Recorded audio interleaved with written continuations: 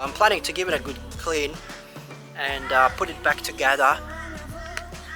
The leak is minor. It barely leaks on anything. It leaks after some time, but I think if I clean it every week, it's gonna be alright until I replace the gaskets properly. Okay, I'm gonna put the wheel back and move to the next repair.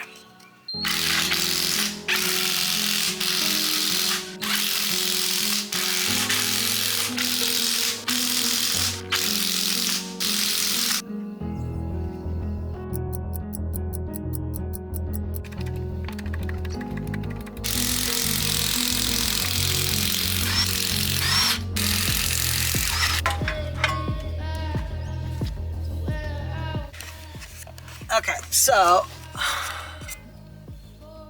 that's the gearbox mount.